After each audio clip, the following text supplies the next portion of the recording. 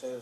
Justice Arindam Lodh, Chairperson, State Human Rights Commission and former Judge, Tripura High Court, and Guardian of National Law University, Tripura, Professor Kishan Mahajan, Senior Advocate, veteran journalist, and former Dean, National Law University, Patiala and National Law University, Odisha.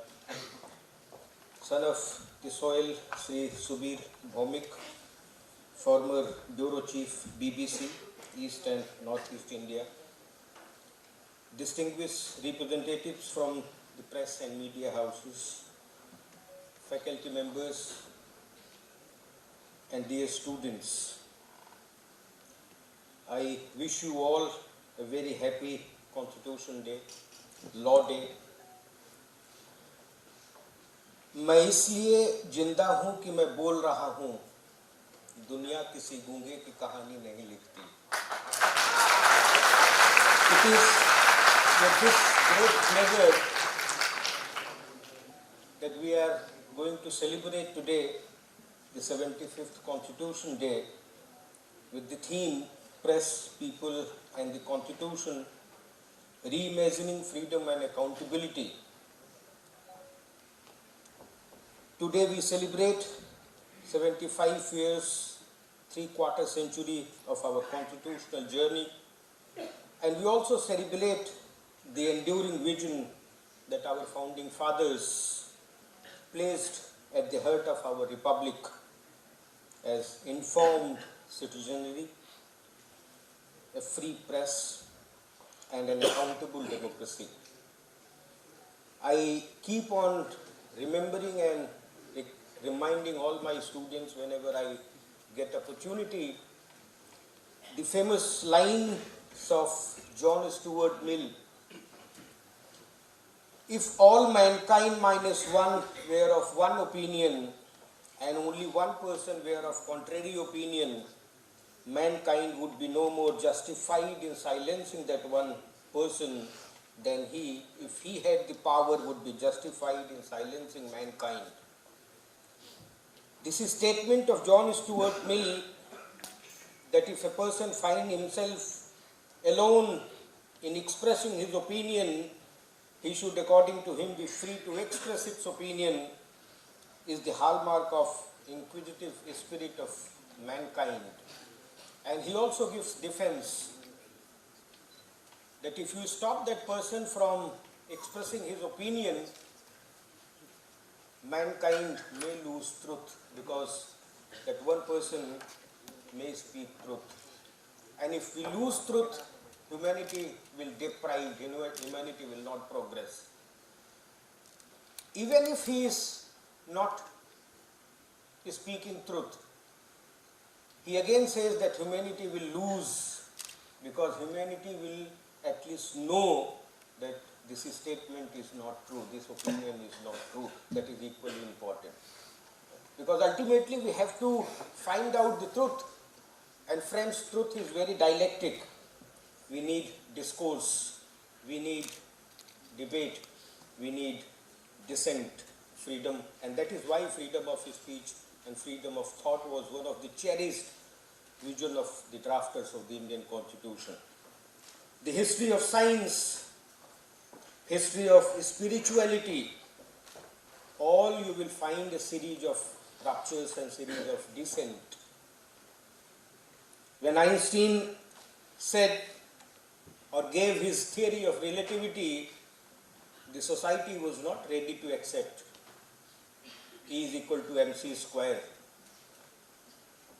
but it soon became consent. When Copernicus dissented to challenge the long-held notion that Earth was the center of the solar system, the reluctant radical dissenters set in motion a chain of events that eventually produced the greatest revolution in thinking that Western civilization has seen.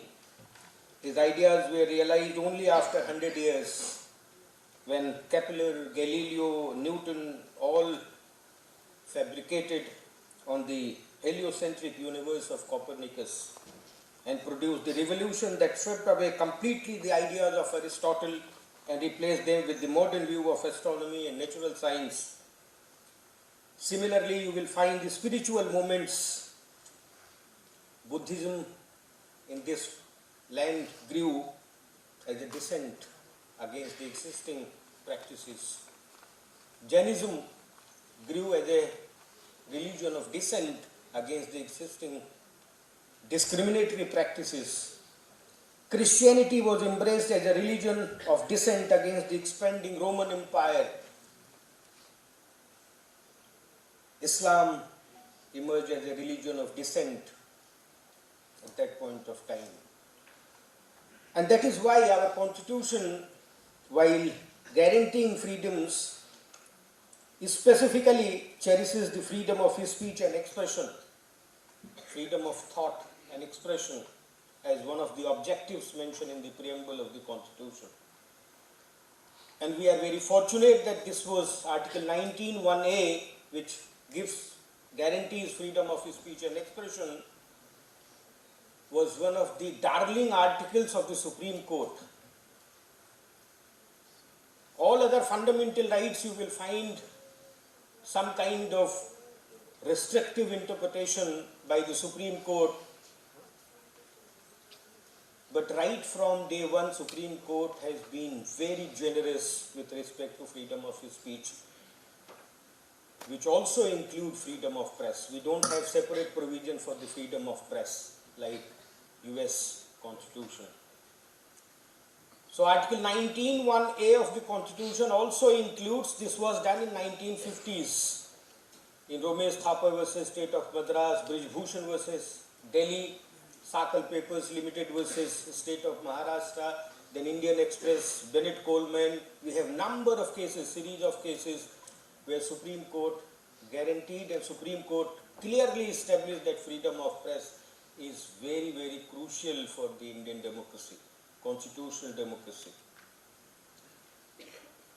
Even till recently, when one provision of the IT Act was declared ultra-vires, unconstitutional in Shreya Singhal versus Union of India. So freedom of speech and expression and freedom of press, in my opinion, is one of the most sacred, most important fundamental right which as a human being in a civilized system we have been given. We have been given by the nature.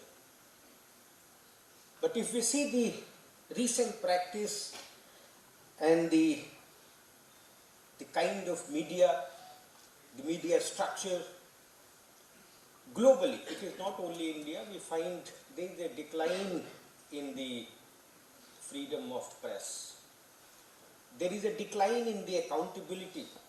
Freedom comes with accountability. Power comes with accountability.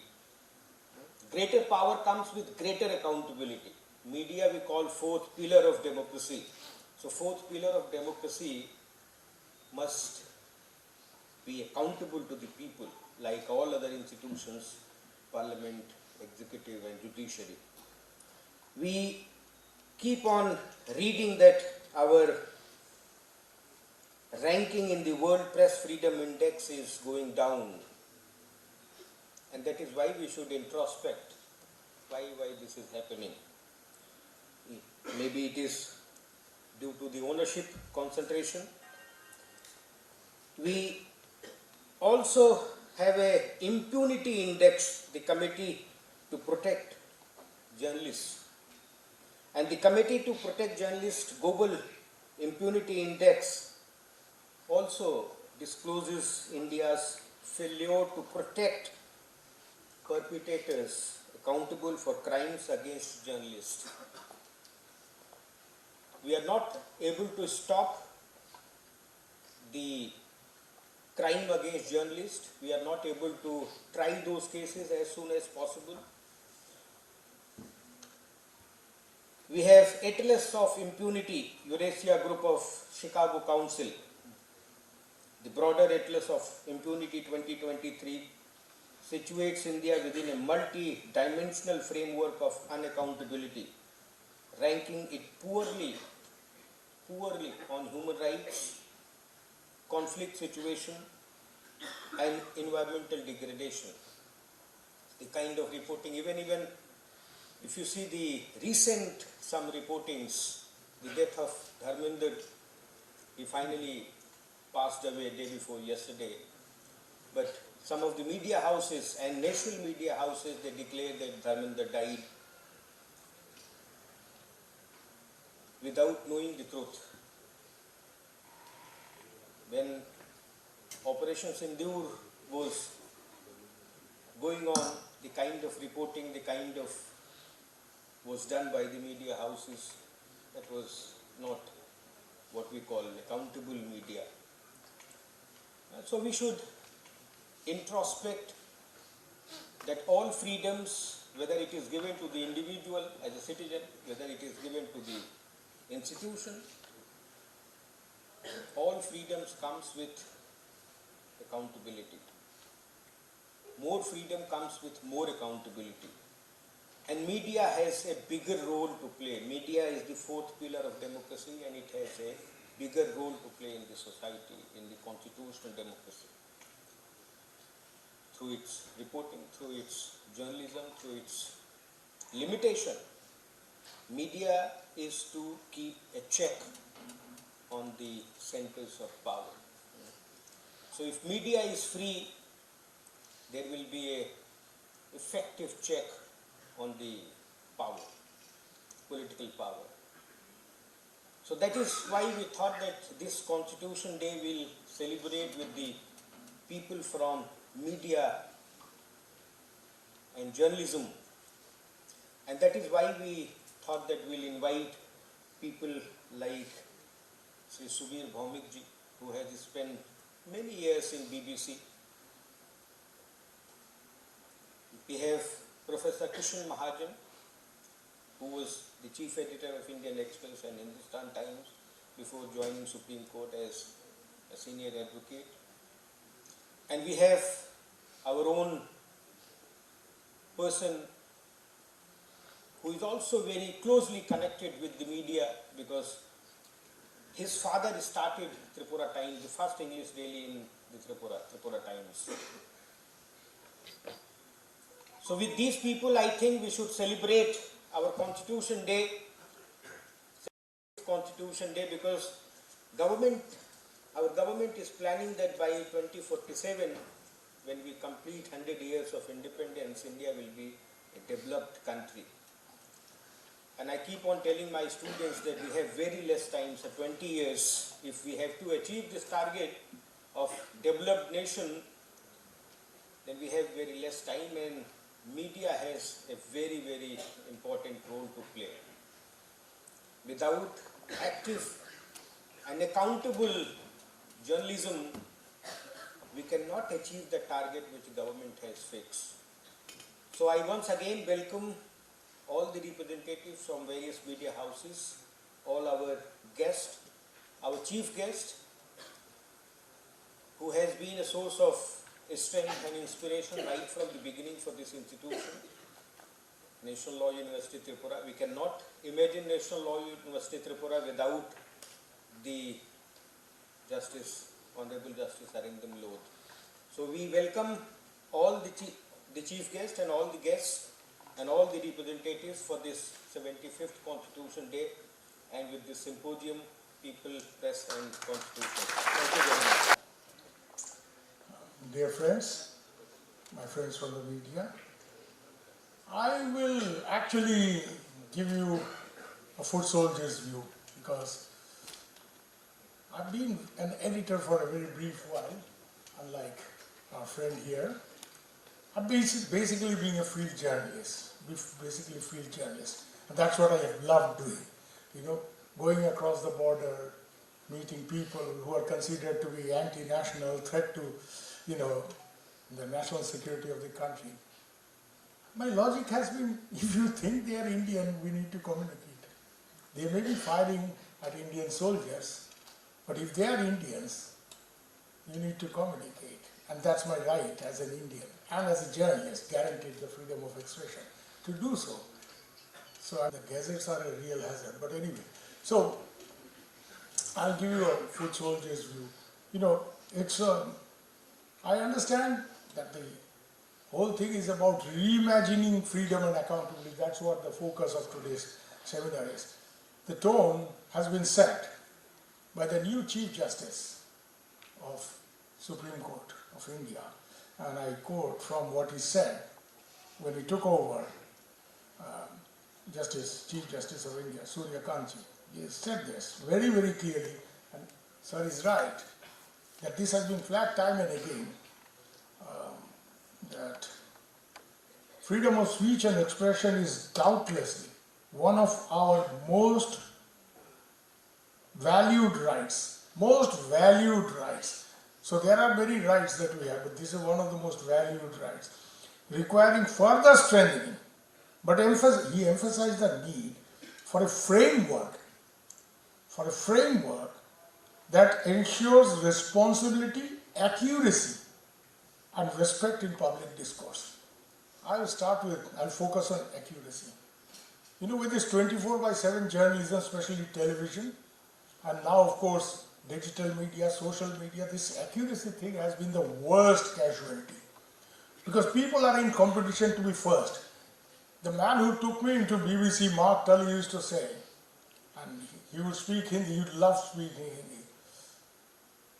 And he would say, it's important to be first, but it's more important to get it right. You need to get things right. Unless you get it right, and I think Sir flagged it, Dharmendra was killed several times before he finally died. Same thing happened in very respected channel when Pranab Mukherjee died. You know, so why are people in a hurry?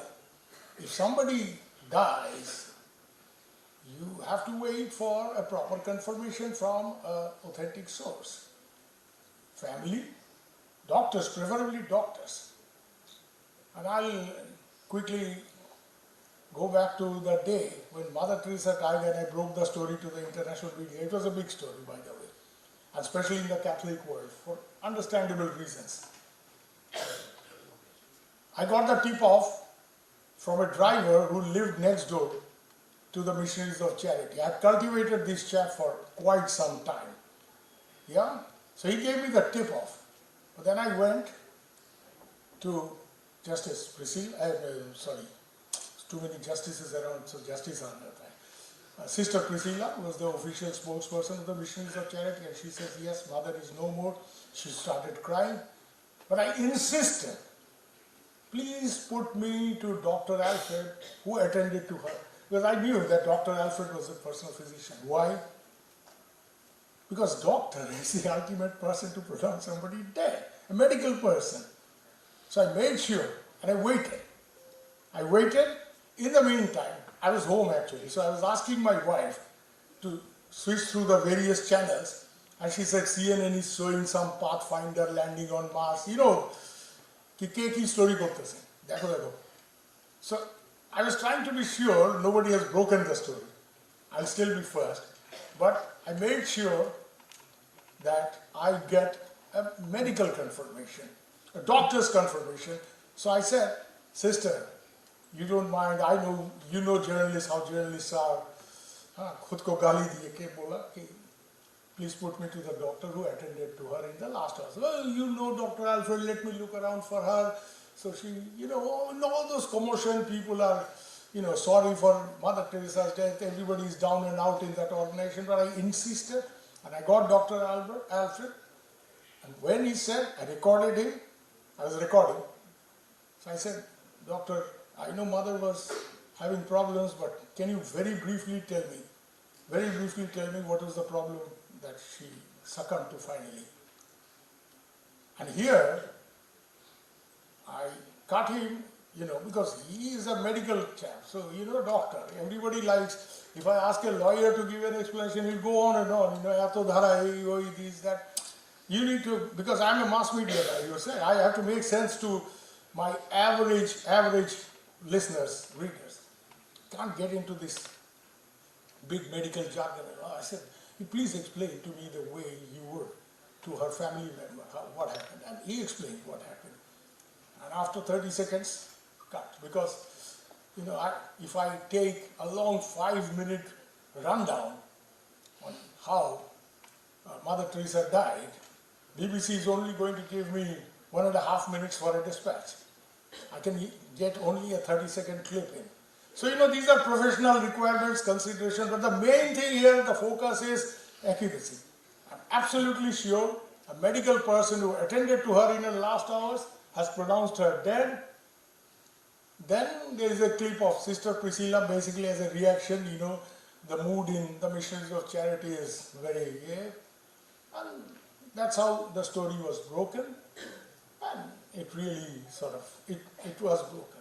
In the meantime, I've kept checking whether other channels have got it or not. So this is how somebody who is schooled in responsible journalism, and I'll say here, I don't know whether Mahajanji will hear me out, I've worked in not many national organizations, but I've worked in the ABP group, which is the big sort of house in the east of India. I never came across any editorial guidelines. I worked 7 years in Anandavajar Patrika and the sister publications. My Chota Bhai Devraj is here. I don't know whether Indian Express has given him an editorial guidance. But in the BBC, one of the first things you get when you join is a fact producer guidelines, and you are supposed to go through it. And you have to make sure that you adhere to producer guidelines, and when people talk, I've had this experience, I've had fights, because I'm in a hurry to get a story carried. And the person in London, the editor in London, asking many questions, does it conform to it? I said, you're speaking like a bloody judge. Stop this. This is the big story. It needs, when the Navy chief was sacked by the government, the Navy chief was sacked. It's a big story. First time in the history of independent India, a service chief has been sacked by the government. He's been removed from service. Big story. And the editor says who and etc. And producer guideline, BBC says, I said, you're speaking like a damn judge and I'm feeling like I'm on the dock. No, Subir, you've got to be damn sure, because if you get it wrong, you not only put your reputation on the line, you put the entire BBC's reputation on the line. Having said this, today BBC is facing a case, potentially a defamation case, running into a few $1 billion maybe. I don't know the final amount that Mr. Trump wants to impose for splicing up, because now technology allows all these things. In our time, technology was basic, and we had no real technological ability to spice up untruth as truth. Do you know what I mean? I hope you realize what I'm trying to say. So now technology makes it all possible, So BBC has been accused of splicing up some speech by Donald Trump on the day he reportedly told his supporters to go and attack the Capitol Hill, and he said, I've never done that. You're all aware. So BBC stands on the dock now. It's facing this whole thing. It has faced many challenges before. When Margaret Thatcher was, the Prime Minister of Britain, reporting on the Falklands one, BBC faced very serious challenge. Government threatened to cut down its, funding, because BBC sent a reporter to cover the war from the Argentine side.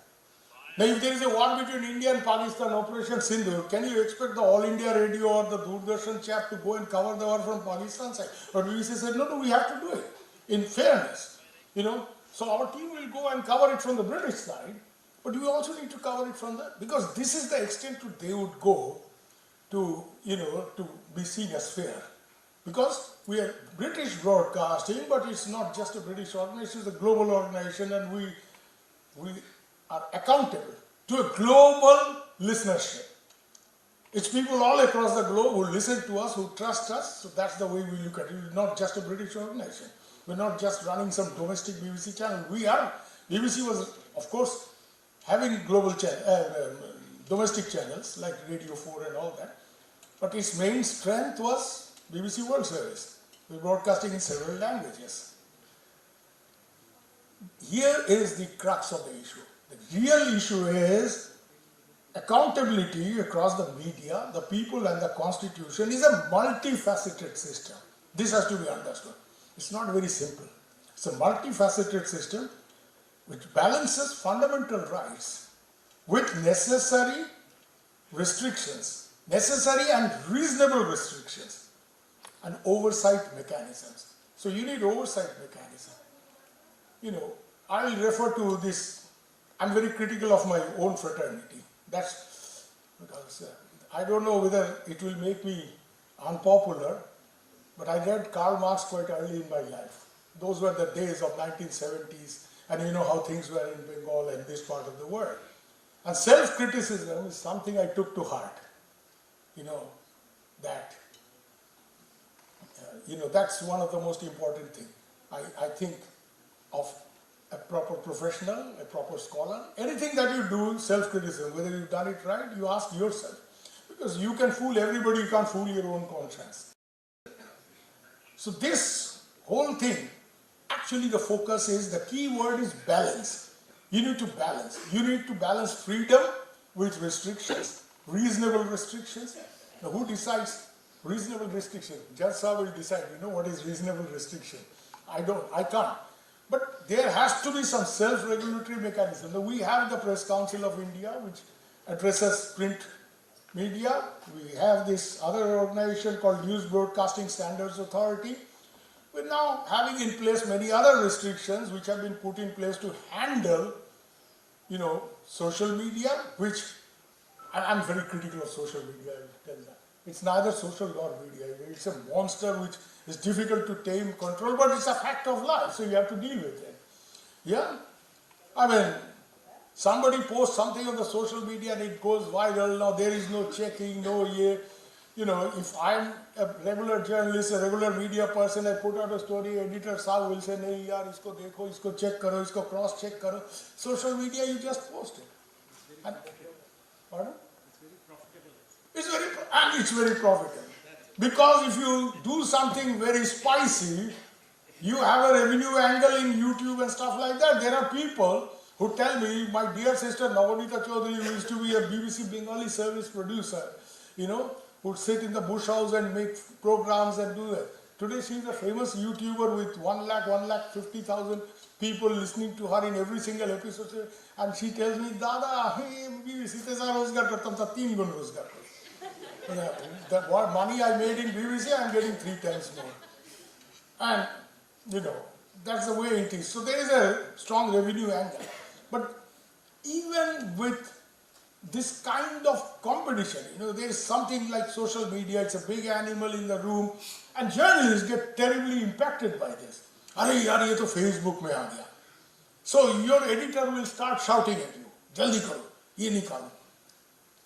Then, I've seen this towards the end of my BBC career also, especially in BBC Hindi service, when we got a lot of new people coming in from the Indian channels, brought in this whole culture of, being in competition with everybody.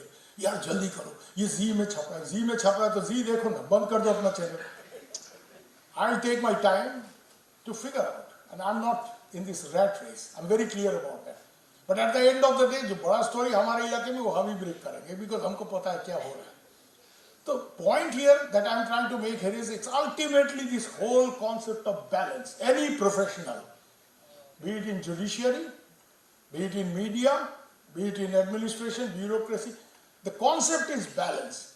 You are having 3 animals in the room, and you need to ensure that one does not kill the other. One does not kill the other. Because it's these freedoms which makes you a democracy. It's the restrictions and the oversight and the regulations which actually helps you protect democracy. Because if freedom has a free run, it can lead to chaos, it can lead to abysmal governance, something we are seeing next door in Bangladesh today. I have to say this. Sir was talking about journalists in India. Now, I don't have too much faith in some of these Western organizations which are rating India. Sometimes India is rated below Bangladesh, and look at what is happening in Bangladesh. I know hundreds of journalists who have been booked for murder. I know of people who can't kill. My dear sister Tarana Halim, who used to be one of the top actors, then a top lawyer, and finally a minister in Sheikh Hasina government, she's been accused of murder. She can't kill a fly, I can bet. If she has to kill a fly, at a machi jodi marte hai kamer buara dam den, she'd call her maid to kill. the fly. She can't kill a fly. She has been accused of murder. And how? Strange, they can't even make a story up. So she has taken the flag out of this, car, the flag which is there in the ministerial car, and she has murdered somebody, BNP worker, with that. Not a chakku, not a dagger, not a... So this is bogus. But it's true. What is the idea here? And this is very important. That this is the biggest threat to press freedom. I'm extremely respectful to the judiciary, but I must flag this very strongly that with growing corporate interest, with growing mafia, organizations, the tendency is that if you expose them, they may try to kill you, they have killed people, but more importantly, they will unleash judicial terrorism. You're all future, law professionals in the making. Judicial terrorism, and what is that? यार 10 जगह 10 case लगा दो, भागते रहेगा. Harassment, ultimate harassment, and especially a journalist who is not attached to a media house, who has the support के editor साहब कम से कम legal cell, judge साहब को ये वकील साहब को बुलाओ, all those things, those protections are there. If you are a freelance journalist, as I am now, and you are booked in 10 different parts of the world, I spend my entire pension amount on flying here and flying there. I still have to go to Guwahati because I am a prosecution witness with the CBI for the murder of Sanjay Ghosh, who was killed by the Alpha. I am a prosecution witness. So, nobody is questioning me hard. They just want something out of me so that they can book the Alpha guys who are responsible, because I had interviewed them. But when Sanjay Ghosh was killed? He was killed in 1998. This is 2025. 3 months ago, I had to go to Guwahati for this. I said, why? I mean, this case goes on for 28 years and you are dragging me in this up. You are a crucial prosecution witness. I said, 11 CBI officers have told me this. 11 CBI officers, one after another. अब हमको बुलाते हो, same statement record करते हो, मैं तो नया कुछ invent नहीं कर सकता हूँ. I'm not able to. Why the hell is this going on for? Now these are some of the great limitations of Indian judiciary. Perhaps across the world this might happen, but I'm not so much aware of other parts. Is that this goes on and on. So instead of giving justice, you're actually creating injustice. You're actually dragging people who want to cooperate with the law, and you're putting them in difficulty. The crucial thing in this entire equation, the press, the people, and the constitution, and the institution that takes care of the constitution, or the way the constitution plays out, the judiciary, is balance. How do you balance it? Now there is a great risk. One risk is if you let the freedom, sort of be taken for granted. And here I refer to the problem of media trial. You guys would know the death of the famous film actor and how his girlfriend, Riya Chakraborty, was subjected to media trial. She was accused of murder, चुड़ैल है, ये है, वो है, उसका पैसा हड़पने का कोशिश किया. Everything was said about her without an iota of evidence. Today, she has been pronounced absolutely not guilty by the court. Now what happens? For 4 years, these media people in competition with each other, इसने ये बोल दिया तो हमको थोड़ा ज़्यादा बोलना है. This is a very great danger in the meeting. He is accused of Riya Chakraborty of trying to, run away with the property or something. हम बोलेंगे कि उसने ये भी किया, वो drugs का धंधा करती थी. All without any iota of evidence. So, this media trial, and I can give any amount of, instances. This is a very big danger. And this is the problem that has become a phenomena with the growth of this 24/7 journalism. Everybody is in a hurry, everybody is in a hurry. Point here is that you have to first think, as a journalist, if I was in that person's position, do I deserve this? Do I deserve this? And very strangely, if the accused person is a powerful person, then you will say, no, he has to be given a chance. You can't talk about him until pronounced guilty. Okay? And that person, if he is powerful, like Gautam Adani, he will sue Paranja Go Thakurda with 11 cases. 11 cases. And poor fellow is still fighting because he is not in a job anymore. So he is fighting because the big corporate, and that's where the ownership structure sir was talking about is very dangerous. When big corporate interests take over the media, it no longer remains a very honorable profession which we think we are into. It becomes an extension of business and it becomes an extension of the very functioning of a business empire where you have very limited say, because at the end of the day, my teacher in journalism, Professor Dua, used to say always, remember, ultimately news is what your editor thinks is news. Your news editor agar sochta hai ki ye news nahi hai, to news nahi hai, because you can't get your story through, in the morning meeting or something. So what happens then? He says, your news nahi hai. Because he knows that if you are critical of a particular big corporate behemoth, getting into trouble. Either you will get sued or maybe, this media house, usko khareed lenge. Hostile takeover, these predators are in business. So much as we have to have accountability as media professionals, and I'm upholding the problem from strictly a foot soldier journalist point of view, is that I need to defend my freedom, I need to be accountable, I need to be careful with what I say, because a lot of people are going to listen, form opinions. But at the end of the day, I have to find a way to ensure that my voice is not muzzled. My voice is not muzzled. This is the challenge. I understand that balance is the most important thing. I'm not getting into the details because of the paucity of time into various oversight mechanisms that have now been imposed, especially related to deep fakes and all that. You are all aware of these things perhaps. But the critical thing here is balance. You can't sway too much to the right, you can't sway too much to the left. It's like a pilot. When a pilot is landing in a runway, he has to keep his damn joystick straight. Otherwise the plane will go off the rails. And this is exactly the case with the media at the moment. The balancing is very tight, very fine. It's getting tougher by the day because of multiple interests, converging. But lastly, I still feel happy when I look at Bangladesh. Bhai, हमारा तो इतना बुरा हाल नहीं हुआ है. इतना बुरा हाल नहीं हुआ है. You have tried a ex-prime minister, fine, you can. 54 state witness. Not a single defense witness has been produced. What kind of trial is this? But ho gaya. Death, 7 years because General Saab wants him in. I still say, thankfully, we still are better than them. And that's the way I take it. But there is no room for complacency.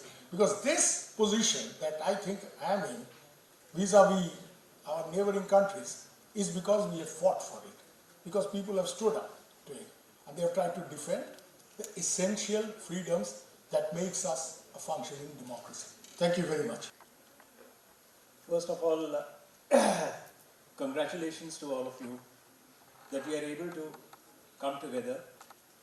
Thanks to the Honorable Vice-Chancellor, and thanks to both the press and the judiciary, and be able to discuss the significance and where we are in terms of the values of Constitution Day.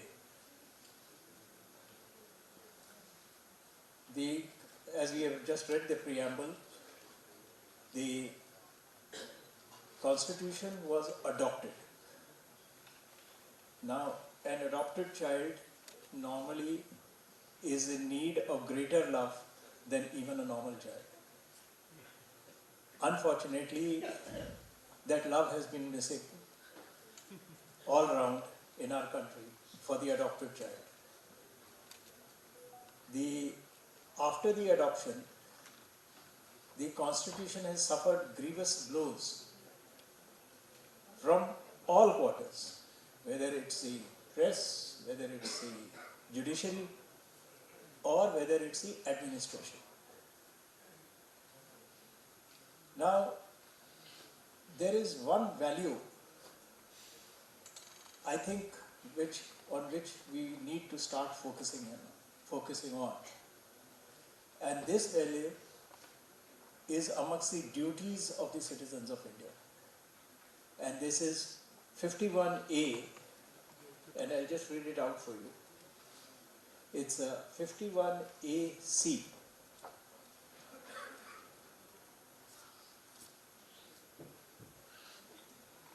51AH. All citizens have a duty to develop the scientific temper, so that's technology, humanism, and the spirit of inquiry and reform. Now, no matter which profession you discuss, and whether you discuss an organization or you discuss an individual, the day that the spirit of inquiry and reform is gone,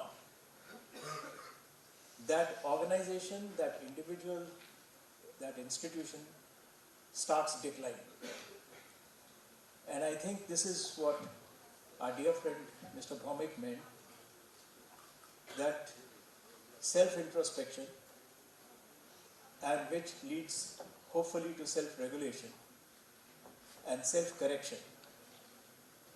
Because it is the spirit of inquiry and reform which pushes you to new knowledge, new areas, and an attempt to understand of what is doing to life, not only your life, but the life of others.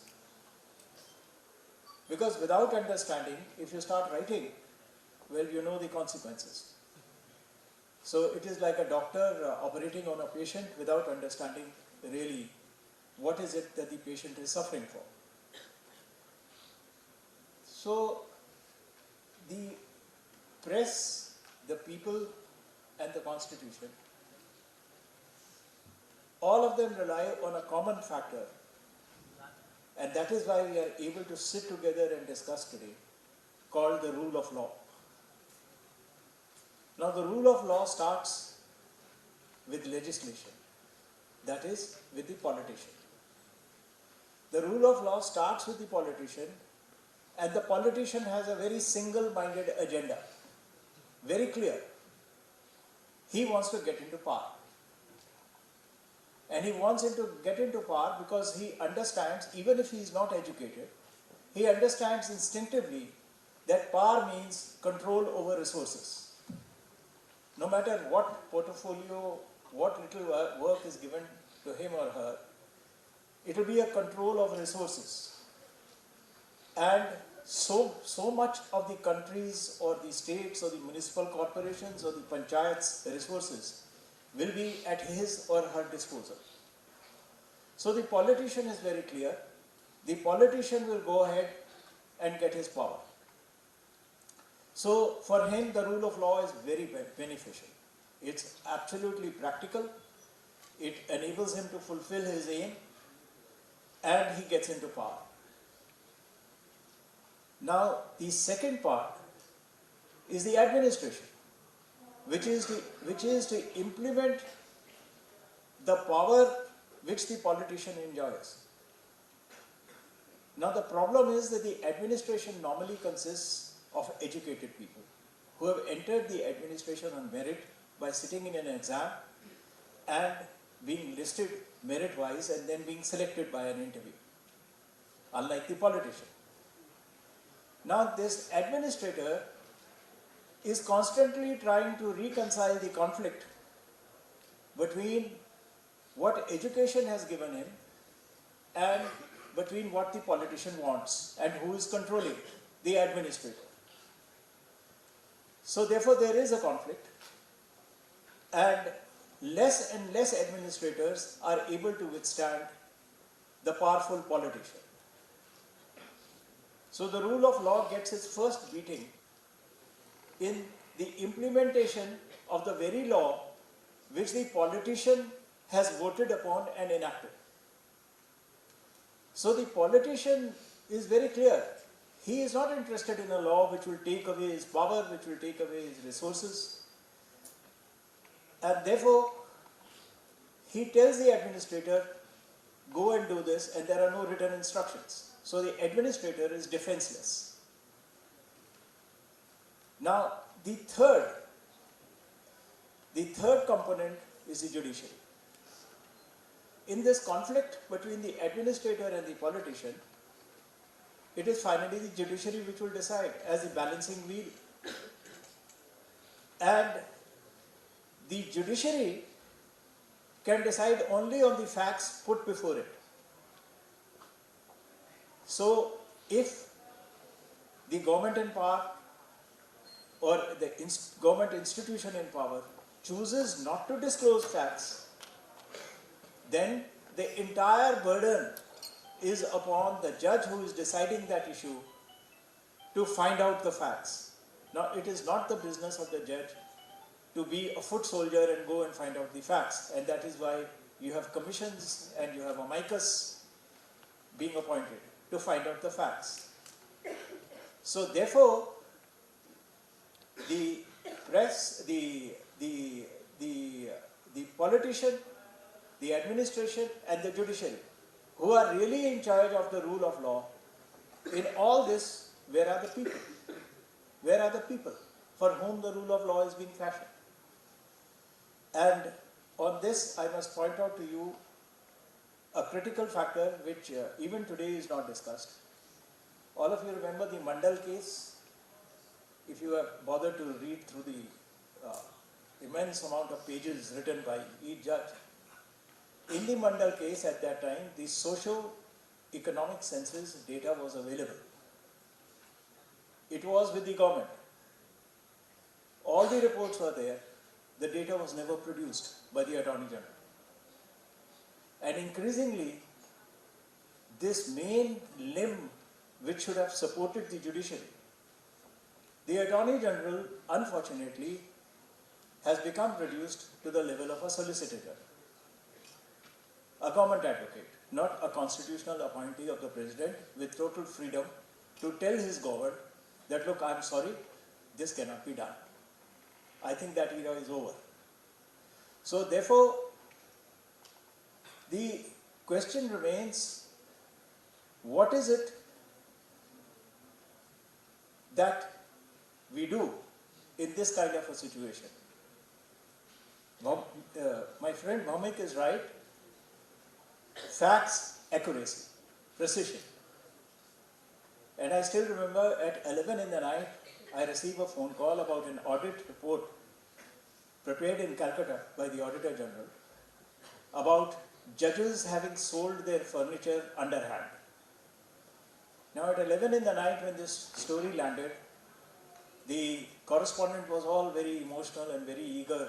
He said, badi mushkil se story mila hai, and I have the document. So I told him, it's fine, you have the document, but please remember you are talking about the judiciary. So have you talked to the judges whose names are there?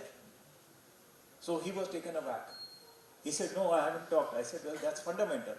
And then we sat through, we talked to the judges, and we carried their explanation along with the auditor's report. So it came out as balanced, and judges did not mind at all. And by then, these judges had become Supreme Court judges. The judges did not mind at all being woken up at midnight, being told about this report, and within about 15 to 20 minutes, they gave the counter. And then we carried the counter in a box, separate box on the front page. Now, that kind of work, even within the press, is considered as foolish. Because the question you will be asked is, अरे भैया तुम्हें ज़्यादा तनख्वाह मिलती है क्या? इतना रात के 12 बजे 1 बजे तक काम करते हो? Do you get more money? So therefore the other problem now is money. And money has played havoc in all the wings. One need not go into specific instances which are available, but money has really played havoc in all the wings and institutions of the Constitution. Now, therefore, where do we look for reform? And this is addressed to all of you. We look for reform in legal education. In legal education is the only place left to build the minds of the young who are trained in law, who will be handling the rule of law no matter in what capacity, and who therefore must understand what the rule of law means, how the law is made, who makes the law, why is the law made, who administers the law, what are the pressures on the one administering the law, and how those pressures can be met, including the pressures on the judiciary. The word pressure is now commonplace. Pressures are there all along, no matter which profession, which occupation you are there. The pressures will be there because money is the driving force. And that makes even brothers and sisters mad against each other. I mean, one is shocked when you are handling mediation cases. You know, the closest of friends, the closest of relatives, the closest of family members are there before you, fighting for what? Only for two things, or wives, or husbands, fighting either for or for child. These are the only two issues. They are not bothered about the marriage, they are not bothered about their relationship, they are not bothered about anything. And all is fair and all is foul. It doesn't matter what strategy you use. So therefore, the money pressure and the pressure anyhow from all kinds of sources is an existential reality. It is going to be there. The question is, are we teaching our students to handle this pressure? Because it is extremely important. This is something they are going to face in real life the moment they step out of the law school or law college and they become IAS officers or any of the civil service officers of the state or the center, or if they become politicians. And today you have highly educated politicians. You have people from IIT, you have doctors specializing in neuroscience as ministers, you have chartered accountants as ministers, and they are all extremely intelligent and incidentally extremely clever. Because they know how to handle figures. They can mask figures, they can turn figures around to state what figures do not state. So therefore, legal education has to be able to see through this.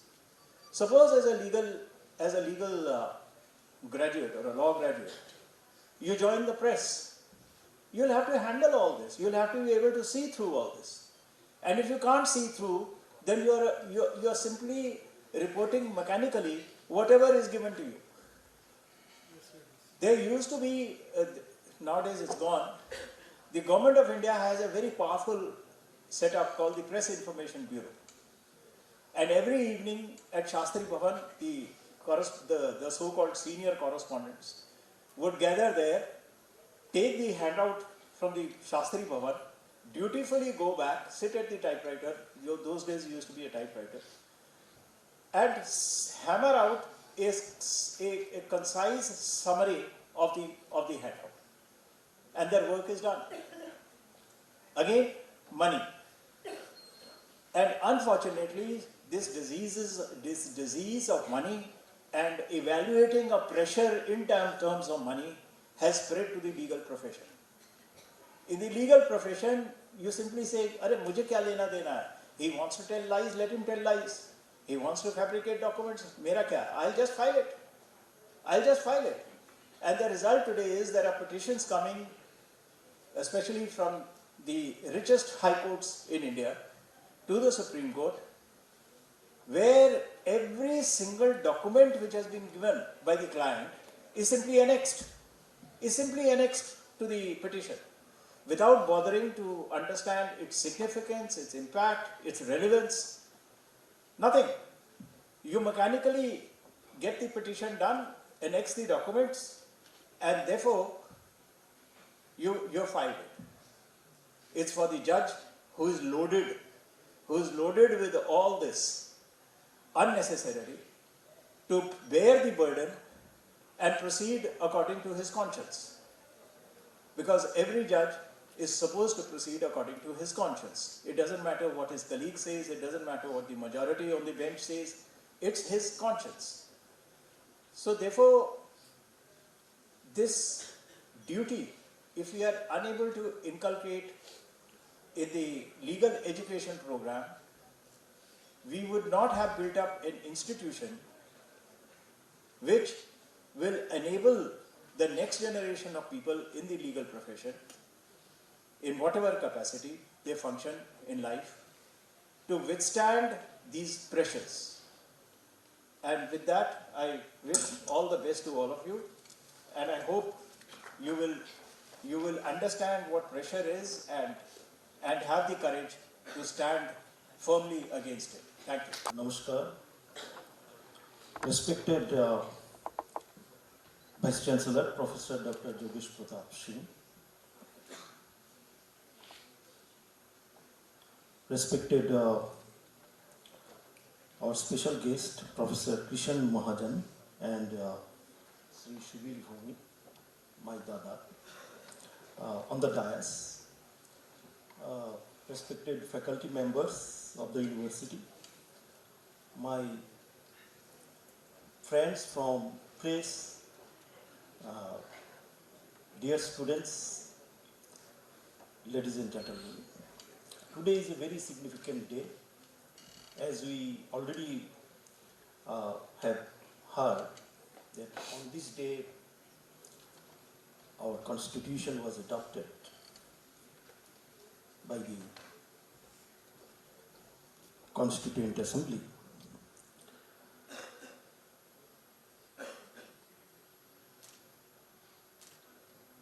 Actually, learned my former speakers, they spoke about the ethical journalism which we need, which is the need of the time, and in this complex state of affairs in our state as well as in our country.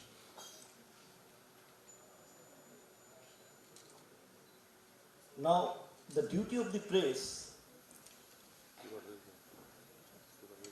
I was wondering when I was listening the speakers, very erudite speech delivered by Mr. Bhumik and Mr. Mahajan. Professor Dr. Yogesh Pratap Singh, in his inaugural speech, elaborately described various aspects of our constitution: justice, liberty, freedom of press. And he referred also to my father. Then I remember, in the 80s, I asked a question to my father, later Pangshumohan Lodh, why you started English newspaper in the year 1959, when there was not even Bengali newspaper, one or two small newspapers. Then we could have earned a lot and we could be economically very sound. Then he replied that, listen to me, my son. My father also a senior advocate, one of the busiest advocates of the state.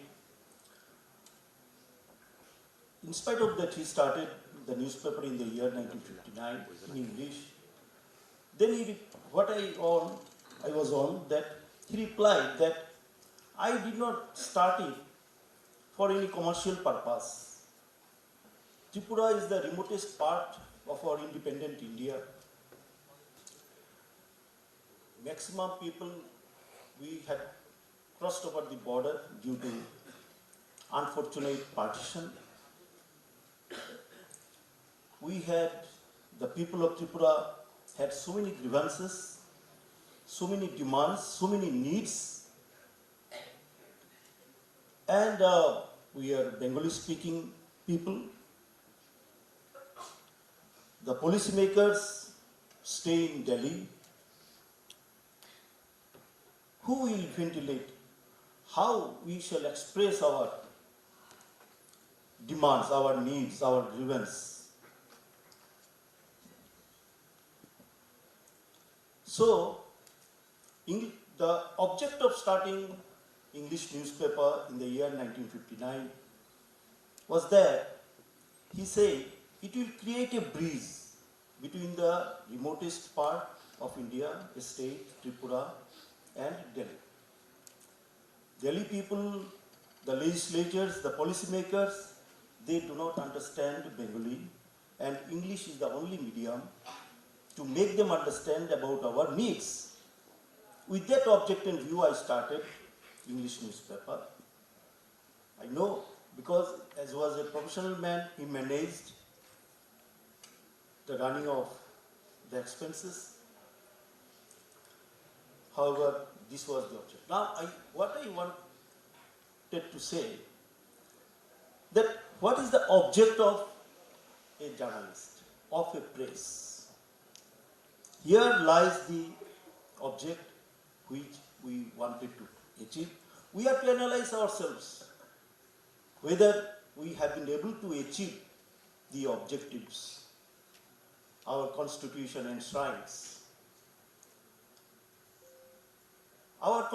As you know, our constitution is a very living document, evolving document. Judiciary, by way of interpretation, particularly the Supreme Court India, being the highest court,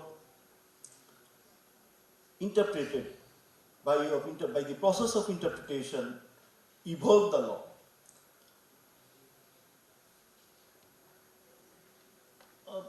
I think Mr.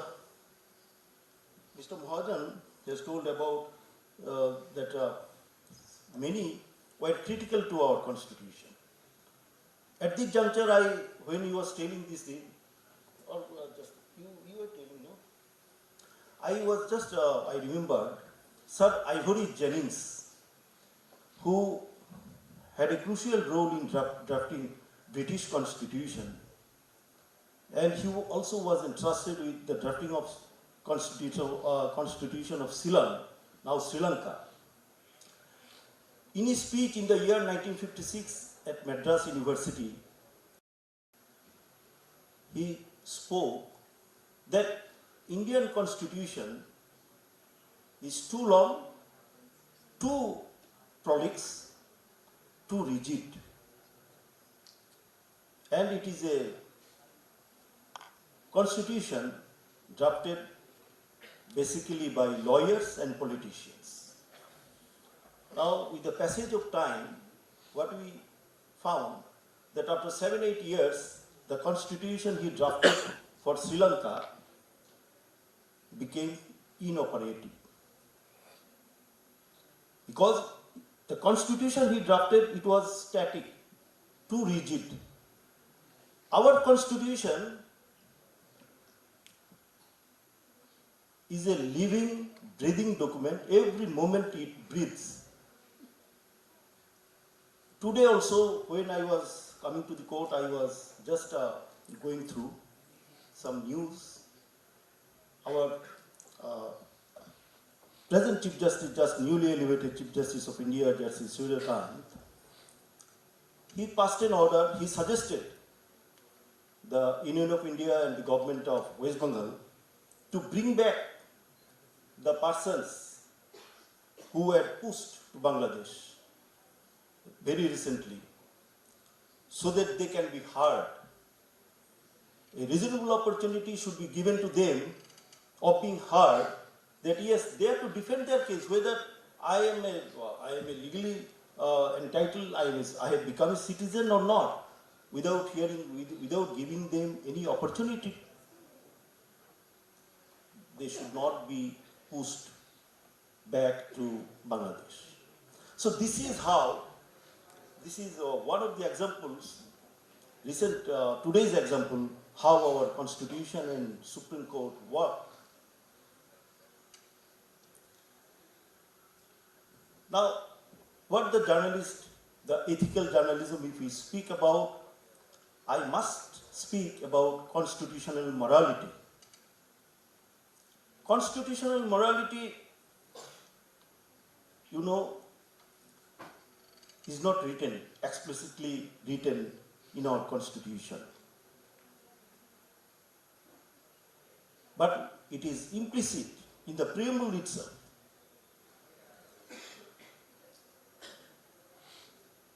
So constitutional morality is rooted to the Constitution itself, and the press, the journalists, the people, the press always work for the people of the state, for the people of the country, nation. Dr. B.R. Ambedkar once said that the Constitution is a vehicle of life, and like any vehicle, it must be driven with wisdom and responsibility. The responsibility lies with us, citizens, students, academicians, journalists, and institutions alike. Citizens are not mere recipients of rights. They are guardians of constitutional values. The future of our republic will be shaped not only by the laws we enact, but by the character and consciousness of our people. So, we are the custodian of our democracy. We are a democratic country, and we the people are the custodians of democracy. In our preamble, it starts with the words, "We the people of India." These words are not just symbolic. The guiding spirit of Constitution is "We the people of India," that is, the people are supreme through the Constitution of India and not the elected representatives. As observed by Supreme Court in Usha Bharti versus State of Uttar Pradesh, AIR 2014 SC, Supreme Court 1686. So at the beginning we read, today when at the very beginning we read preamble, where the word sovereign is used. Now sovereign has two aspects: external sovereign, internal sovereign. Internal sovereign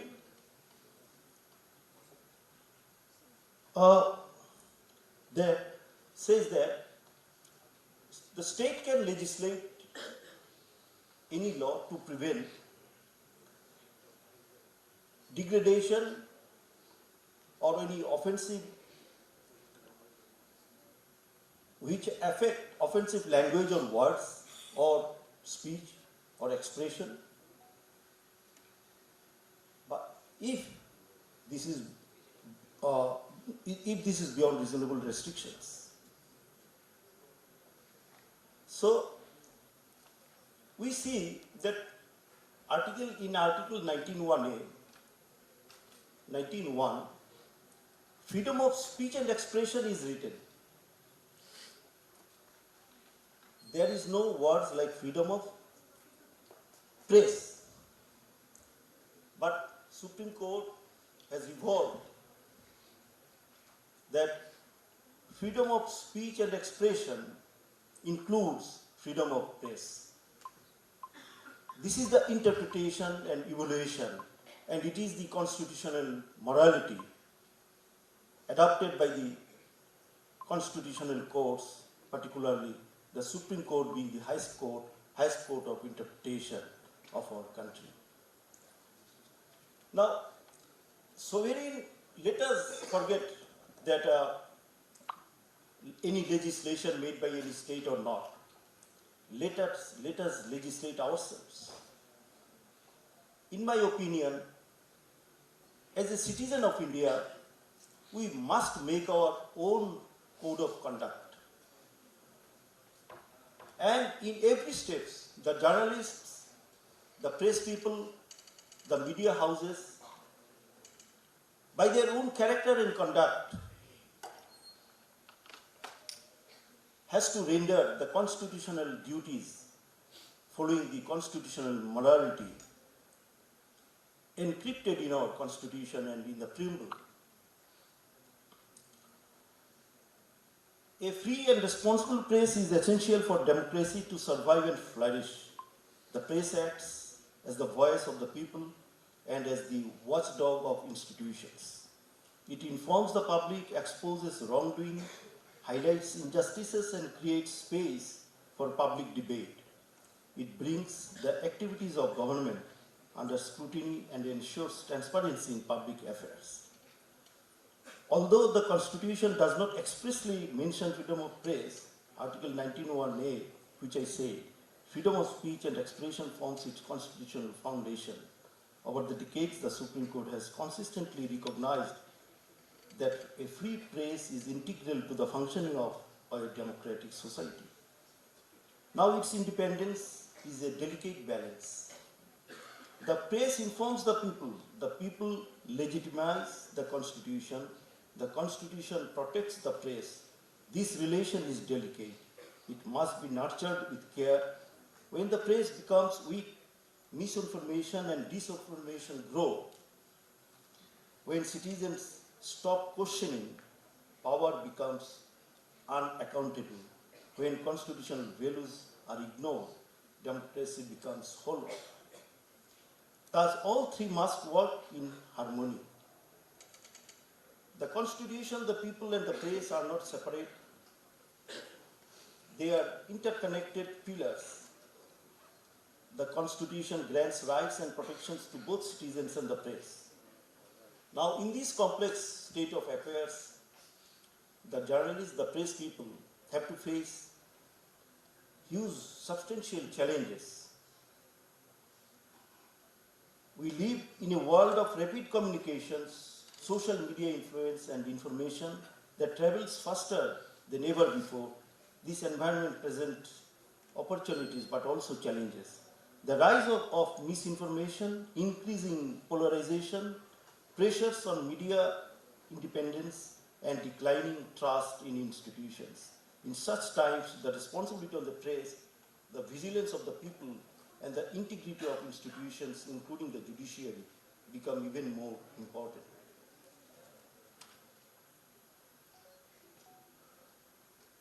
What we must do, the way forward. On this Constitution Day, I will not prolong. On this Constitution Day, let us renew our commitment to strengthening the triad of the press, the people, and the Constitution. People must become responsible consumers of information before forwarding, liking, or believing, verify. The press must recommit itself to accuracy and integrity. Truth is not a slogan, it is a discipline. Institutions must support the independence of journalism. A fearful press cannot be a free press. Students must cultivate constitutional thinking, read, question, debate, dissent, analyze. This is how democracies grow. Society must protect spaces for diverse opinions. Democracy is not agreement, it is respectful disagreement. We must uphold the dignity of every individual. Fraternity is not merely a word, it is the emotional foundation of our republic. I appeal to all youths present here and outside. Dear students, you are living in a time of both possibility and uncertainty. The choices you make today, what you read, what you believe, what you amplify, what you stand for, will shape India's destiny.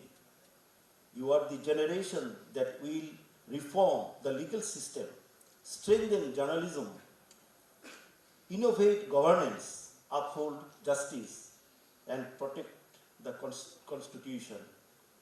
Let your education make you not only skilled professionals, but also ethical citizens. Let your voice be guided not by anger, but by understanding, not by prejudice, but by humanity, not by fear, but by truth. Remember the powerful words of Dr. Ambedkar. Quote, "The Constitution is not a mere lawyer's document, it is a vehicle of life, and the young are the drivers of that vehicle." Now, to conclude, before I conclude, I say, as we stand together on this Constitution Day, let us remind ourselves that democracy is not a gift, it is a responsibility.